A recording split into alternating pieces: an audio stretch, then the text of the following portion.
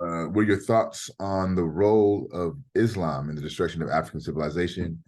Discuss your contemporary analysis of the reading, and then finally, why was religion such a useful tool in the destruction of African civilization? Who would like to start us off?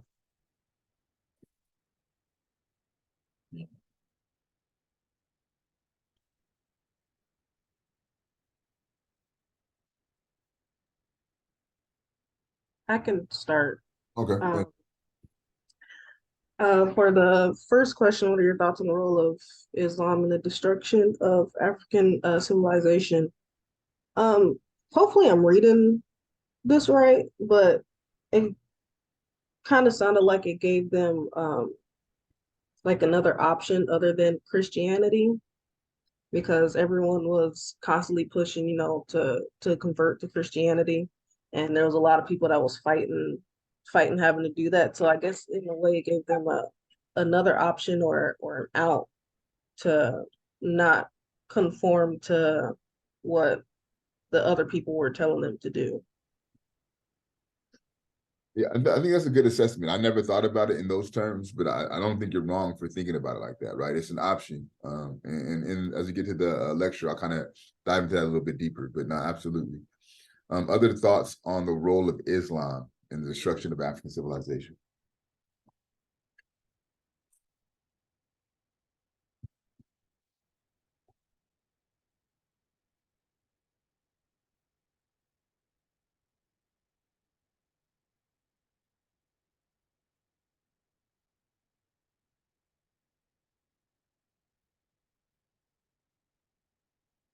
I could call on people at random. If not, it's up to y'all.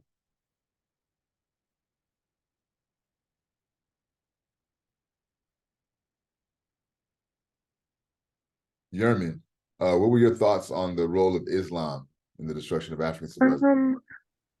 I feel like another religion being introduced caused chaos and confusion among people because now there's like more than one that they were forced to like believe in.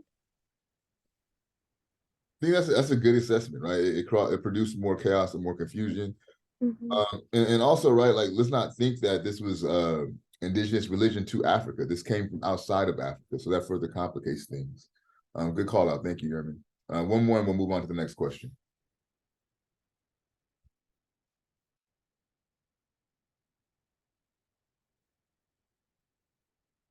Um, I feel like it was dehumanizing.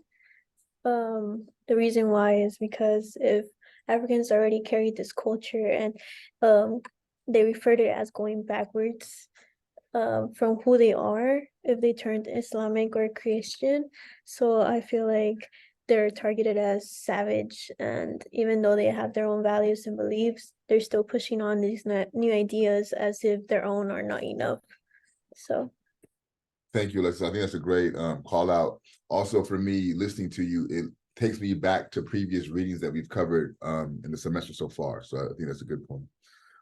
Who would like to share their contemporary analysis? How does or why does this information make sense for what's going on in our world today?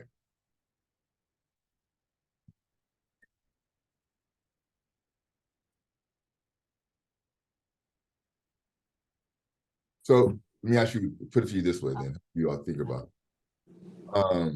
Predominantly, right, by and large, for Black folks operating within the Americas and even in Africa, right, globally, African people globally, the predominant religions are Christianity and Islam, right?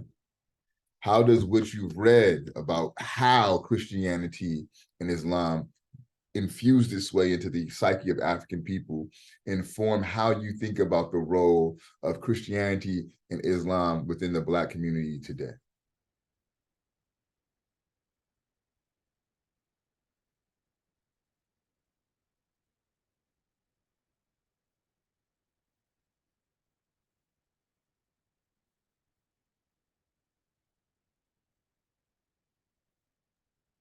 Um, I feel like for Islam, on the Islam standpoint, a lot of people see it as because when they think Islam, they think Muslim, and then when they think Muslim, they think terrorists.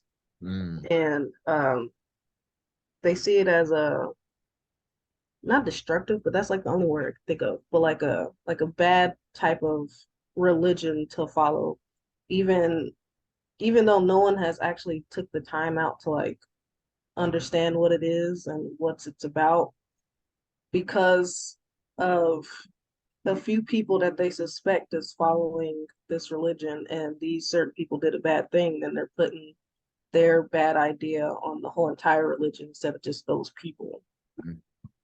Yeah, I think that's a good call, Imani, especially seeing how like we're 2 days removed from 9/11, right? And that's really what shifted the whole perception of Islam to being like this terroristic threat, right? Um, so that's a very good call out. Anyone else want to add their contemporary analysis?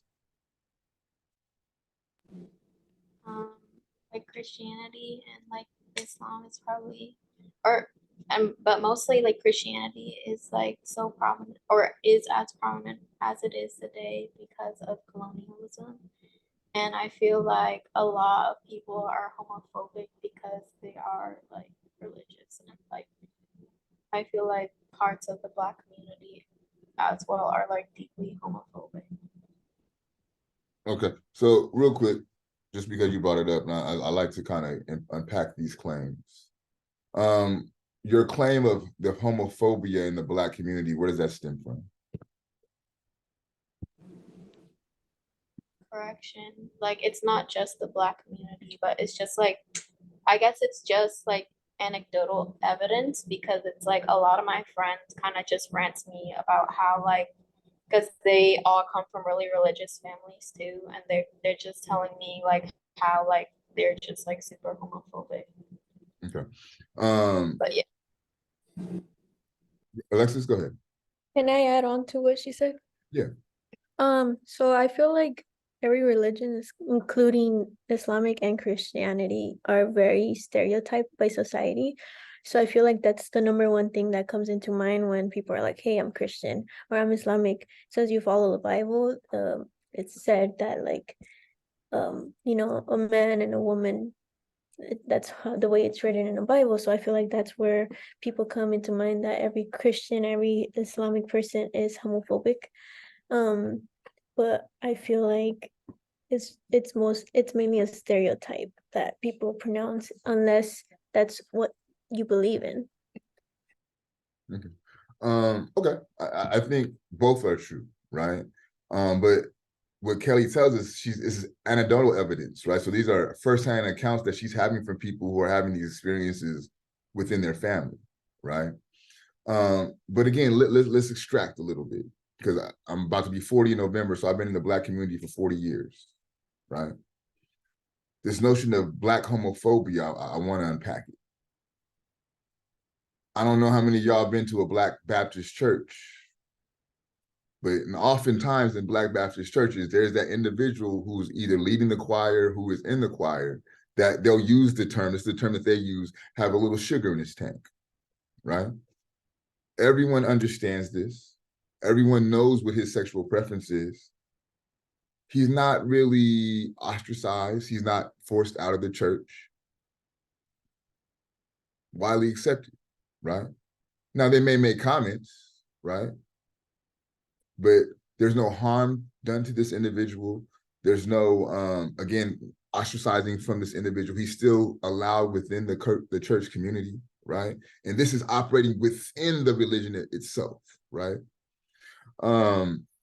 Another thing that you hear out of the Black community as it pertains to its homophobia, and I'm not dismissing, I'm not saying there is no homophobia in the Black community. That's not what I'm saying, right? But at the same time, I do want to take some of these claims apart, right? The jokes made that comes out of the Black community as it refers to homophobia. It's no different than the jokes made out of the Black community about anything. By and large, that's how Black folks process shit. They crack jokes. If you're poor, they clown you for being poor because your shoes ain't up to par, right? Can't read, they're gonna make fun of you because that's how Black people process shit.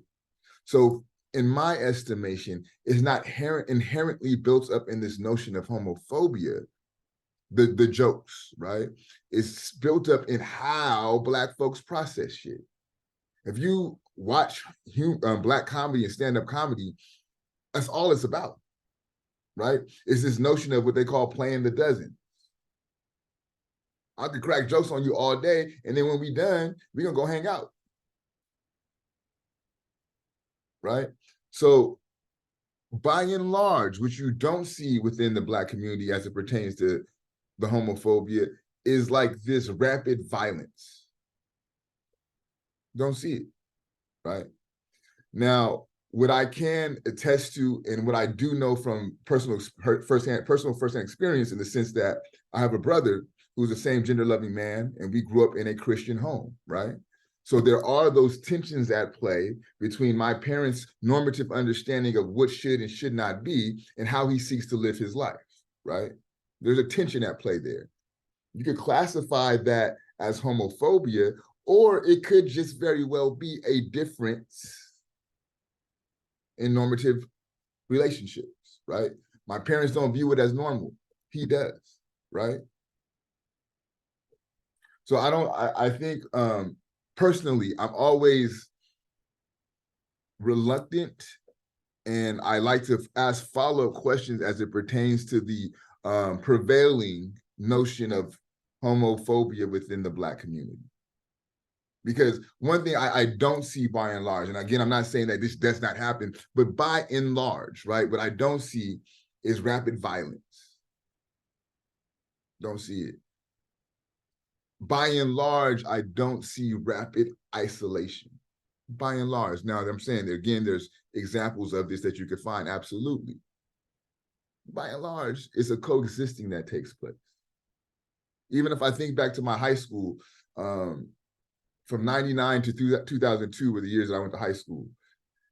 Far from as progressive in the understanding of other communities as we are now, right? We weren't there yet at the time, right? But there was clearly people who were a part of that community that were Black, that the Black folks, no one messed with. We understood what it was cool, right? So just in my experiences, the violence and the isolation, I didn't see it.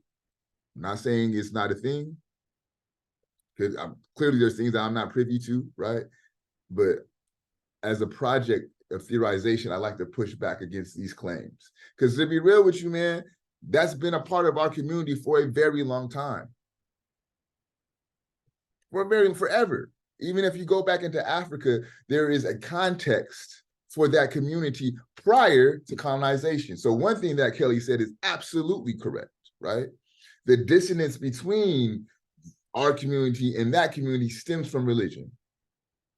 Because by and large, even in Africa, it was understood as a necessary component to the overall community. The last question was, why is religion such a useful tool in the destruction of African civilization? Go ahead, Olivia. I think religion was a useful tool just because you can use it as a point of division, or like a use or a tactic kind of just to divide people. Especially when introducing a new one, it's like, oh, are you this or this? And if not, which side do you stand on? And that just creates tensions between, two oppositions. Yeah. It's a great call out. Anyone else? Why is religion? I agree with Olivia. Religion, well, from the readings, I see that religion was used to destroy their I guess, no, they used to destroy their African identity psychologically. So if they weren't like in a part of religion, they were quoted as a race of nobodies, basically. Yeah.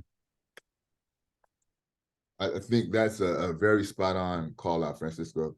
And I think really, in my estimation, that's the biggest component of the destruction, right? It eroded the African sense of self, right? Because what we have to understand, right, and we should know from the previous readings, like African people had their own, and they may not have called it religions, but they had their own spiritual systems, right? We had our own ethics, we had our own moral values that pertain to spirit. And they weren't cloaked within this religious component called Christianity or Islam, but they were really intended to make sure that the way that our society operated was intact, right? And with the infusion of these foreign religions, you get the erosion of your indigenous spiritual practices. You get the devaluing of your indigenous practices, right? Is what Ngugi wa Thiong'o, the African literature giant, states as the cultural bomb, right? And he argues that the effects of the cultural bomb is to make someone devalue their sense of self, to see no value in their own cultural production, be it their language, be it their religion, be it their style of dress, anything that's of theirs, you see no value in it, right? And I think once you begin to erode someone's concept of God, you can erode any aspect of that individual. At that point, all things are on the table. Anyone else want to offer their thoughts on why religion was such a useful tool for the destruction of African civilization?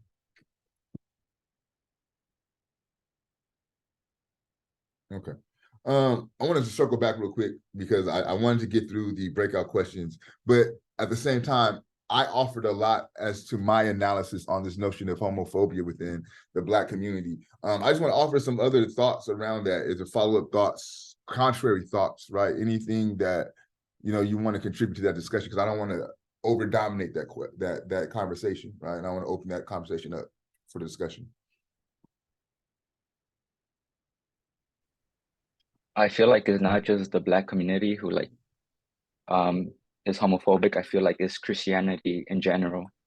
Like that religion, like if you're Christian, like you judge people for being different than the normal standard, like for any little thing. So yeah, I think you spot on with that, Brian. Like I got for the Christians in the room, I'm sorry, but they're like, you brought it up, so we're here now. Fuck it. In my estimation, right, for those who claim Christianity, I think your biggest deterrent for your ability to witness to people is your actions. The reason why I'm not comfortable with Christianity is because of the way that Christians perform Christianity. Does that make sense? Right? I'm talking about my mama. I'm talking about folks I know, right? I'm not even being abstract about this. I'm talking about people who claim Christianity that I know firsthand. Some of the most judgmental people I have ever met in my life. Some of the most holier than thou people I have ever met in my life. So again, those behaviors, I believe, right, causes a dissonance with Christianity, right? Because what's clear is how you're behaving in your judgment. You're not performing the way that Christ performed, right? Because by definition, Christianity is to be Christ-like, right? Christ wasn't judging folks. Christ was hanging out with the poor folks, hanging out with the hookers, hanging out with the wayward and the downtrodden, right? Majority of our Christians ain't doing that. Majority of our Christians look down on the wayward, on the downtrodden, on the less than, right? On the supposed less than. I remember in Texas, they had this big storm. I don't remember, it may have been, I don't know, a big ass storm in Texas. And they have like these really large super churches in Texas, right? And people were being displaced from their homes. And I want to say Joel Osteen, I could be wrong, but I want to say Joel Osteen's church was turning away its members who were seeking to come to the church for shelter. What the fuck? What's the point of having that big ass church where we pay tithes if in a state of an emergency, I can't even come to seek refuge, right? So I think Brian is pointing us to something that kind of expands this conversation beyond just this discussion around homophobia, but the desire to be judgmental. I don't have a lot of experiences with a gang of people that, practice Islam, but from the people I know who practice Islam, juxtaposed to people I know who practice Christianity, I find the Christianity being highly overdetermined. Sorry, I find the judgment being highly overdetermined in Christianity. Olivia? Yeah, I was just gonna comment on the Islam point, just like I used to live in a couple countries where the religion was Muslim, and it's basically the same as Christianity. Like people are obviously going to be homophobic because that's in the Quran or that's in the Bible, but it's up to just the person itself. Like, what do they believe in their interpretation of it? Just like with any other religion, I feel like. Yeah. And I think the interpretation is where it gets tricky. That's where thinking about the third question, right? Why is it such a useful tool? Because it can be so widely interpreted, right? And you could use those interpretations for very dubious meanings. It's useful, you know? If you have a whole passage about slaves obeying their masters and you're in a slave society, that is open for a very useful interpretation to authenticate the institution of enslavement, right? So yes, the interpretation becomes vastly important as it pertains to the role of religion and the ability of religion to be conquered. One second.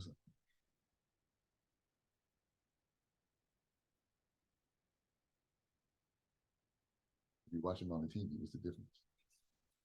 All right, man, it better not be just football stuff. That's it. Sorry, y'all. Okay.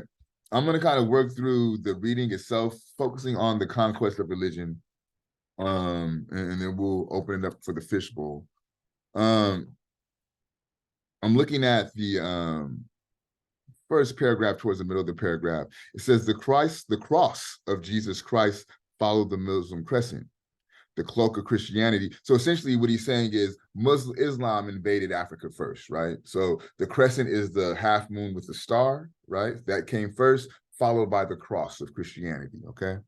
The cloak of Christianity was a most convenient hiding place for those who had other designs. Hence, the drive to convert.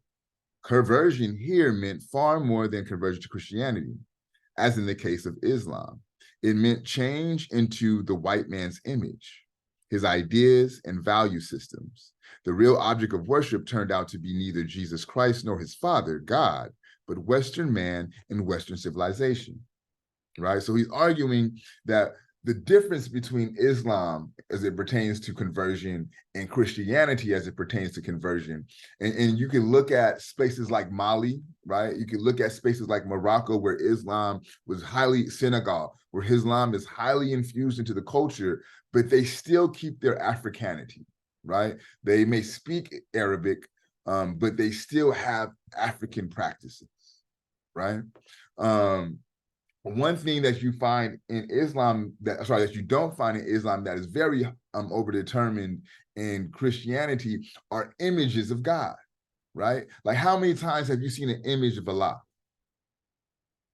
It's very rare, right? In fact, in most to all African religions, they rarely depict image of God as a human entity, right? But on the other hand, Christianity is over inundated with images of God and Jesus, and they all look a certain way, a way that's in contradiction to how he's described within the text that they believe in worship, right? So this is what he's pointing us to. It's really not about Jesus. That's not what they want you to believe and worship, right? It's not about even God, who is the father of Jesus. That's not really what the project's about. It's about worshiping the Western ideals. It's about worshiping the Western man, right?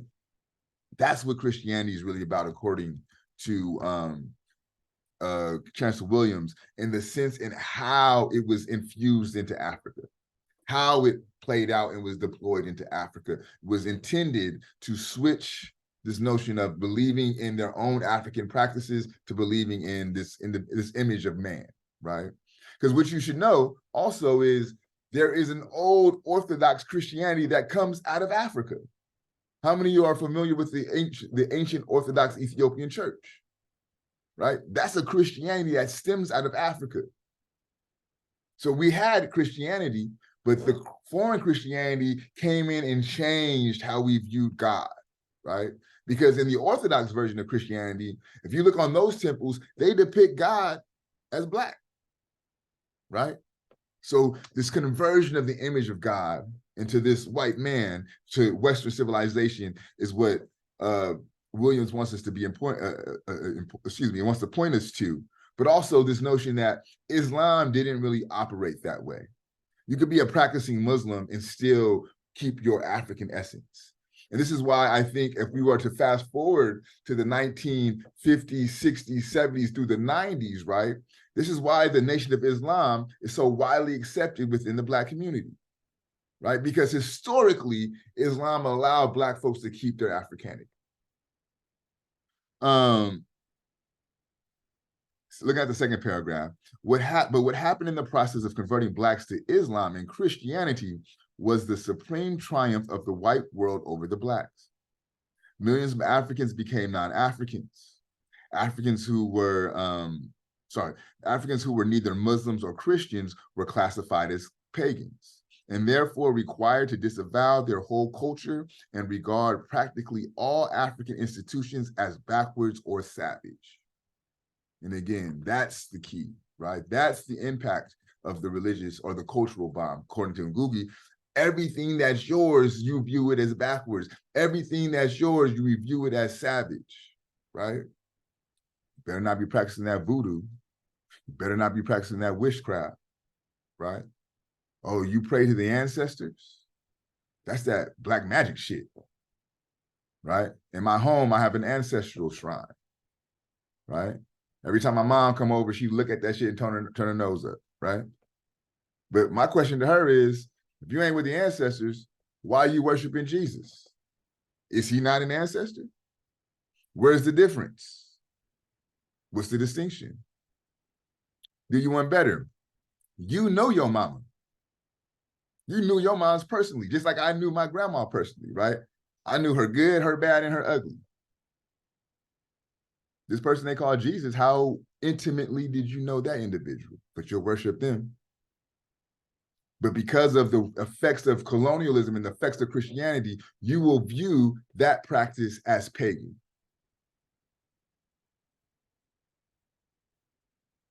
We do rituals in my home on a regular basis. Take powder, make a circle, pour libations, I call the ancestors into the space, and we meditate and we honor our ancestors. On a regular basis, I conduct with my African priests, right, spirit baths for people.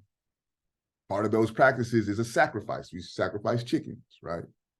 These are all things that would be considered demonic or voodoo or pagan worship under the guise of Christianity, right?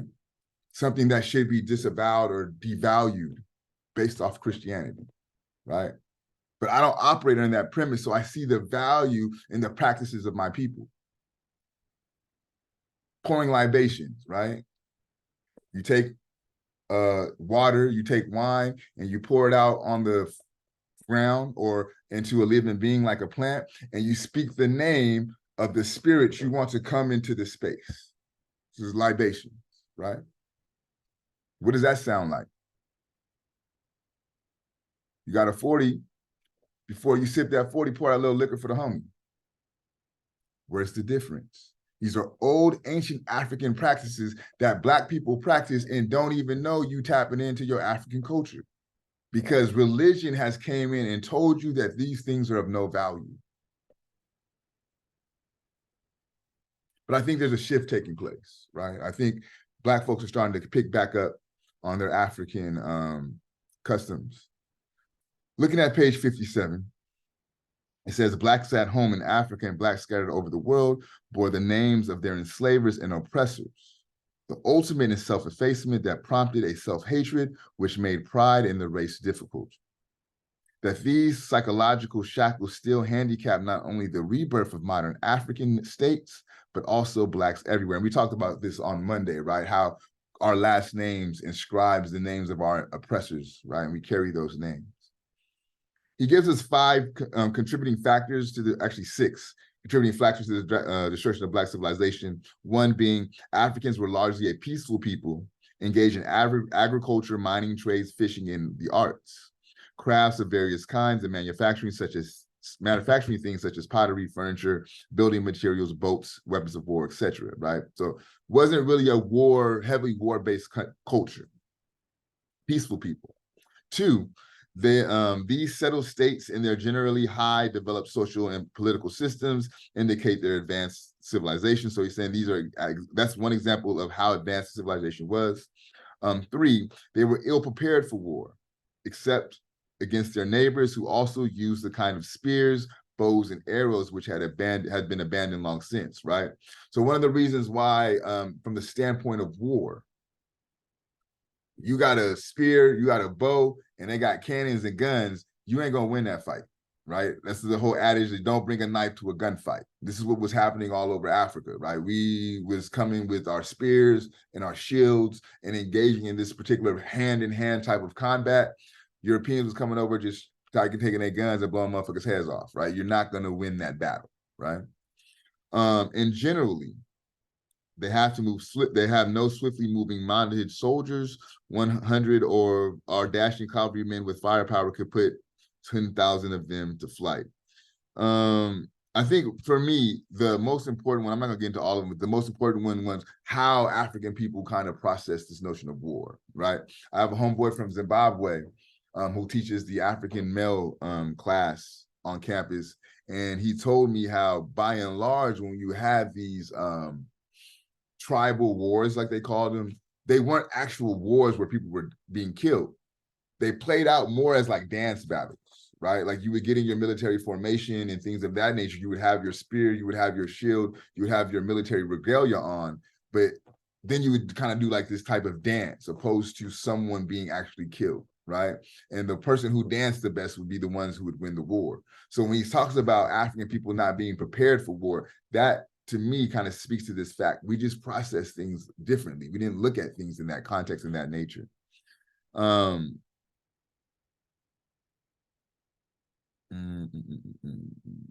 Okay, I'll put it into my discussion there and we'll open it up for the fishbowl. Again, you have to do 2 per semester. You have 1 time to pass. You could talk about the discussion that you had in the breakout questions. You could talk about your journal, or you could talk about the offer that was what was offered in the lecture. Does anyone want to volunteer? All right, we got you, Martin. Thank you. Anyone else? Kelly, got you. Thank you. One more. And if not, I'll call somebody at random. I'll go. Okay, Imani, thank you. All right, Mani, Kelly, and Martin, who would like to set us off? All right, go ahead, Kelly. Like Olivia was saying like earlier, how like it depends how you interpret the religion, and like not everyone's homophobic. But like I feel like at the same time, just like knowing the historical context of Christianity and like how it was like forced upon Black people, and that like everything that was like ethnically African was demonized, is just like an oppressive religion in of itself. Yeah. And also like earlier what like I was saying, I like said the Black community specifically like was homophobic because like we were talking about African, but like obviously. Yeah. And also what you were saying, I feel like even though like they're not like necessarily physically outright violent, it like the homophobia is like ideologically violent, is what I meant. Yeah, I won't push back against that, but again, I think the reason why I kind of went into that tirade, if you will, I think these are labels that are thrown on folks without really thinking about these labels, right? Because, and I think we all did a great job of unpacking and saying, and since that's not really the community itself, it's the religion that's producing the homophobia, right? And I think that's why I like to kind of tease that out more, because when you hear talking heads mention these like dog whistle terms, oh, the homophobia in the Black community, it's like pull that back a little bit and like let's get to the bottom of that, right? But I think you're right. There is that level of ideological homophobia, if you will, it's all communities, but I think we all agree, and it's unrefutable, that it all stems from the religion. Imani and Martin, Who would Yeah. like? Okay, go ahead, Martin. So I agree with like Kelly and you, Professor, obviously. And then I feel like religion is like passed on to generation. So for example, like say I mean my parents are not Muslim, but I say like they are Muslim and I'm born into that religion, you know, and my say and then yeah, my mom or dad says like, oh, you have to be Muslim your whole life because you're born into that religion, and then you don't know why you're doing all these rituals. You don't know why you have to learn all these things. It feels like you're forced, but you still go with it because you feel like you have to respect your elders. And then yeah, and then I feel like religion itself is like super confusing, opinionated, and cause a lot of conflict, which leads to a lot of wars. As you can see, like I'll give you some examples about like some religion wars. There's the French wars of religion, the European wars of religion, the Lebanese Civil War, the Iran-Iraq war. I keep going, but you know, throughout decades, centuries, just so much history about religion wars. And I think because of that, people like to make their own sub-religion, like they would like change it into their own way, you know, and that's what caused all the confusion. And I'm a Christian, and there's a lot of Christians who say they're Christian, but their actions are like way different. Like say Christian like murders someone, that one person will ruin like the whole face of like Christianity. I would say like even a Catholic or a womanizer, and then other people find out, other religions, other races. Oh, that's what Catholicism about, womanizing people. So yeah, that's my statement on religion. And yeah, that's good. Thank you, Martin. Imani? feel like because when we were talking about homophobia in Black community, I feel like a lot of that on like how it's seen from outside, from inside is more like a lot of taboos within the Black community, because there's like a lot of things that we don't do or we will sometimes categorize as white people shit. So it's like we do something and it's like, why are you doing that? That's white people shit. Or, if we do this, it's like, oh, Black people don't do this. Do this. We don't do that over there. We're doing this. And so whenever, we may see or we or other people in the Black community see something differently, we're thinking it not as like a hate standpoint, more of like a that's just not what we do in our community. That's just a taboo that we usually that we're not associated with. So I guess yeah, there is a part of people that that are hateful when it comes to differences. And it's just other people that is just like all my years that I've been alive, we've always seen that as a taboo. I'm not gonna hate you for it, but that's just not something that I'm gonna do or I'm gonna allow around me, I guess in a way you could say it. Yeah, I think that's interesting. And I think a taboo is a great way to articulate that. I think that's a good understanding. And even within the taboo, right, doesn't mean that, like, we know that people who do it. You know what I'm saying? Mm. We ain't gonna talk about it, right? Because it's taboo, but we know it's there, So I think that's interesting. Let's open it up to a broader conversation. Anyone else who'd like to chime in? We have a few moments left. I want to hear your thoughts on what was discussed today, on the reading. All of that is on the table. Preferably someone we haven't heard from today.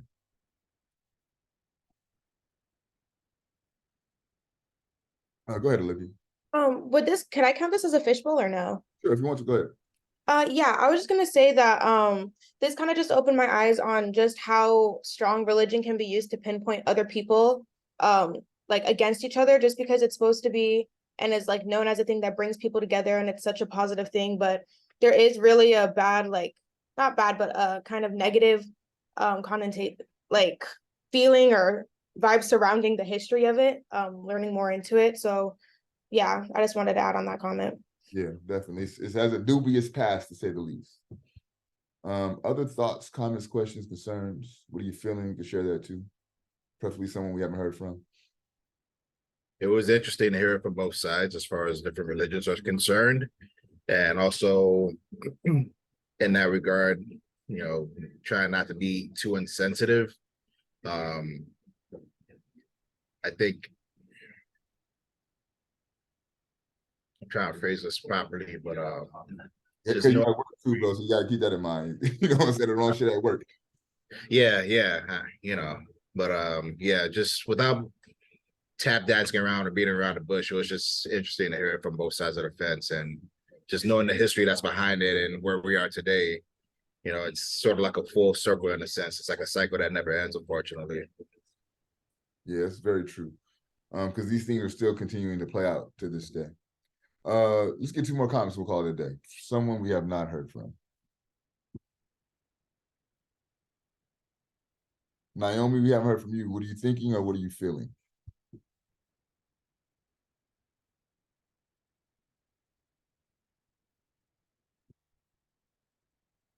Naomi Turner, we're waiting on you.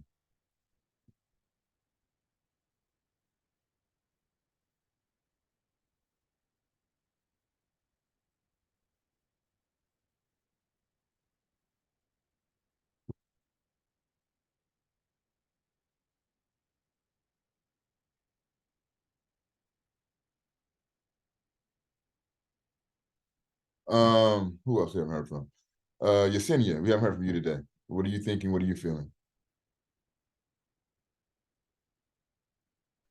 Well, I would like to say, I remember reading the Bible and like hearing how preachers like Paul or any the other apostles, they will get persecuted by other people who said that they don't believe or went against their beliefs, like the Greeks. They will put the Christians in the Colosseum, and then they would get eaten up by the lions for preaching or believing that. Okay, so And then, I'm sorry, go ahead. and then, oh, sorry. And then it reminds me of like how they also did the same thing to Black people for what they believe in, for their ancestors and stuff.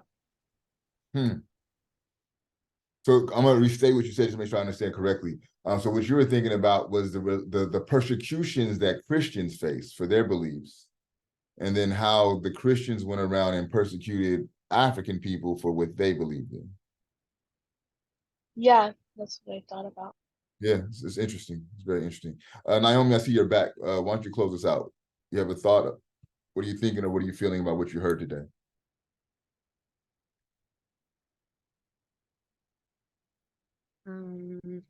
Yeah, sorry. I thought it was interesting about the Muslim religion, and I learned more about it, and yeah, I'm not too sure. Yeah. So what about the Muslim religion was interesting to you? How I would say how similar it was to, because I'm Christian, and so I learned more of how similar it really is to Christianity. In the sense of its like role in Africa, or where's the similarity? It's I guess it's real in Africa, but also like in today's like and how we live today. Yeah, so Okay, fair enough. So for next week, for Monday, give me 1 second, let me pull that up. We are transitioning into They Came Before Columbus by Ivan Van Sertima. So read that over the weekend. Be ready to discuss the West African presence in the Americas prior to Christopher Columbus. And then from there, we'll go into Du Bois's The Souls of Black Folks. If you have any questions, comments, concerns, feel free to hit me up via email. I'll get back to you as soon as I can. Other than that, have a great weekend. Be healthy, be wealthy, be wise. I'll see y'all on Monday. Peace. Thank you. Thank you.